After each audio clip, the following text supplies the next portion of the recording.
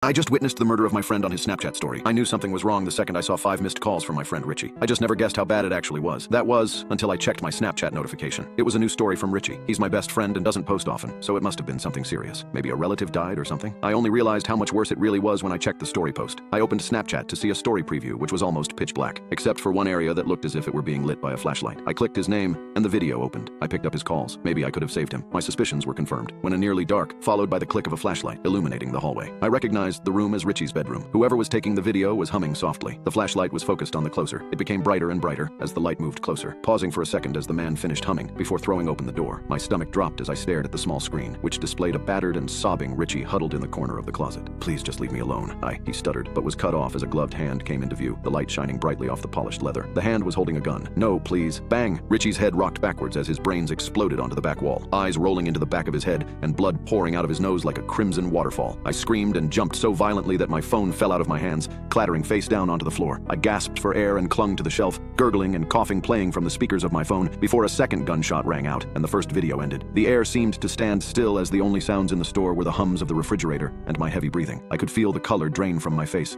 my fingers turning ice cold. I collapsed to the floor. I heard a woman gasp and begin dialing someone. It had to be some sort of sick joke, right? I glanced over at my phone, willing myself to pick it up. The screen timer had expired, and I was faced with a black mirror, staring at the stranger in the reflection. Snapchat immediately opened back up, proudly displaying another entry to Richie's final story posted 30 seconds ago. This one was a picture, a close-up of Richie's face. All the life had drained out of his eyes, and the wall and carpet surrounding his head was nothing but red. Positioned just above the bullet hole was a text box. "First person to view this story is next." Bone slid out of my hand and rested on my leg. I could see the flashing red and blue in the reflective glass of the fridge. The woman pointed over to where I was, and 2 uniformed men walked over. "Sir, what's wrong?" one of them asked, kneeling beside me. I tried to speak, but my mouth was too dry. I slowly turned to face him, staring deep into his eyes before muttering, 2243 Glen Cove Drive, and pointing at Richie's story. The cops glanced at each other as one stood and took my phone. He watched the story before calling it in on his radio. The rest of the night is a blur. I remember my girlfriend Jessica arrived at the station a few minutes after I got there. She was crying and holding on to me, but I just wasn't present. The cops held onto my phone for evidence, recording the story into their own files. Before returning it to me, we got into the car and drove home, in complete silence.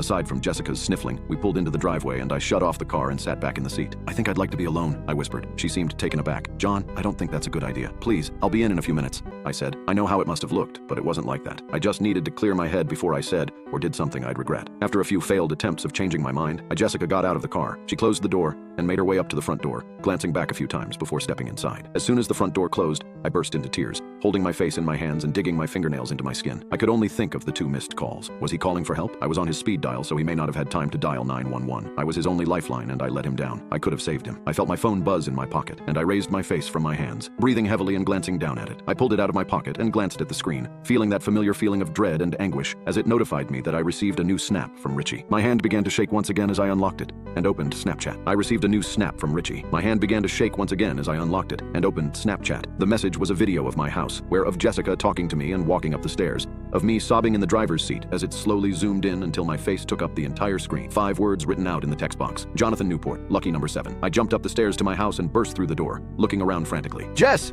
Where are you?" I yelled, glancing in various rooms. "We need to call the cops!" I ran into the kitchen where Jessica was sitting at the table, phone laying on the surface with Snapchat open. She looked at me, face as white as a sheet. "John, what's going on?" I'm getting these messages from Richie." I grabbed her phone and looked through the instant messages. There was a picture of Jessica taken from the back window, accompanied with a text box saying, "Call the police and I will kill you too." My heart feeling like it was going to burst out of my chest. Okay, we need to go. If we hurry, we can make a break for the car, and John, please tell me what's happening." Whoosh! We were thrown into total darkness as the power shut off. Jessica screamed as I stepped back against the wall, holding my arms out in front of me. I began to make my way toward her when the room suddenly lit up. I shielded my eyes and looked in the direction of the light, which was coming from Jessica's phone sitting on the table. It was a message from me. I reached down and patted my pocket, feeling for my phone before groaning. I left it in the car. The caption, 2 for 1. I jumped as a loud creak resonated throughout the house. Jessica gasped, and I clamped my hand over her mouth, listening. I recognized the creak as the loose floorboard directly inside the front door. I ducked into the pantry as the kitchen suddenly filled with light. Coming from what I could only guess was the flashlight on my phone. A dark figure stepped into view, and I quickly closed the pantry door, the harsh white light from the phone seeping in through the crack. I heard the familiar ding as he began recording, humming softly. "I'm gonna hold him off. You make a break for the back door," I whispered, the light getting closer and the footsteps getting louder. Thump,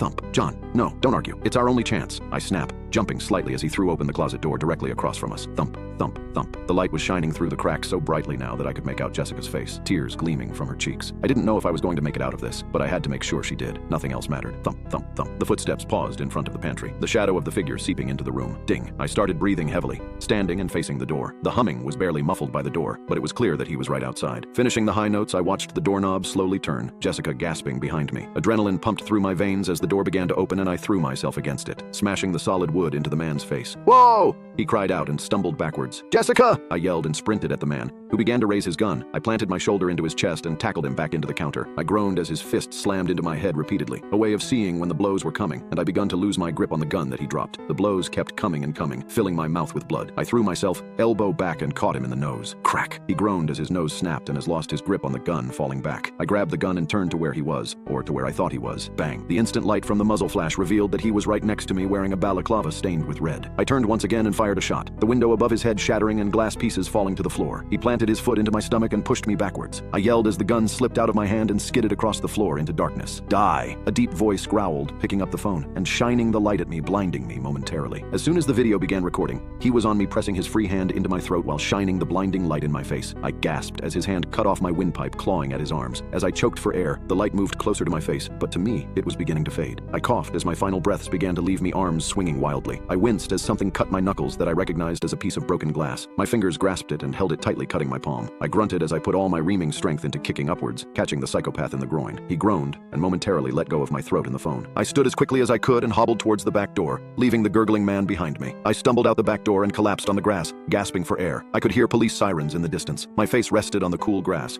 breathing heavily as I regained myself. "Ma'am, are you there?" a voice said behind me. I slowly turned my head to see Jessica's phone laying in the grass, a 911 call still running. A limp body lay next to it, hand outstretched towards the phone. Jessica, I called out, slowly dragging myself towards the body as the sirens grew closer, pulling onto my street. The grass became wetter and wetter as I pulled myself closer to her. The ambulance took us both to St. Andrew's Hospital. Jessica was brought into surgery immediately. The doctors said the bullet missed her vital organs, but their main concern was the amount of blood she lost. The cops told me that the man was nowhere to be found when they searched the house. Only signs of a struggle and a whole lot of blood. I sat numbly in the hospital waiting room, replaying the events of the night over and over in my head. A doctor finally emerged from the operating room, his expression grim. My heart dropped. "I'm sorry, we did everything we could, but she lost too much blood. Jessica didn't make it." I collapsed into the chair behind me, tears flooding my eyes. I thought back to our last moment together, her terrifying death, illuminated by the flashlight. I should have protected my phone buzzed in my pocket. I considered throwing it against the wall, but something compelled me to look with shaking hands. I pulled it out, a notification for a new Snapchat story update from Richie Impossible. A video popped up showing Jessica lying motionless on the operating table. Doctors swarming around her. The caption read, "Could have saved her if you cared what." How could he have recorded this? My phone buzzed again with trembling hands. I opened yet another Snapchat notification from Richie, a selfie of him in the hospital parking garage. "You wearing a doctor's coat, an ID badge, and a mask covering his injuries." Another caption, "Thanks for the ride. She didn't make it."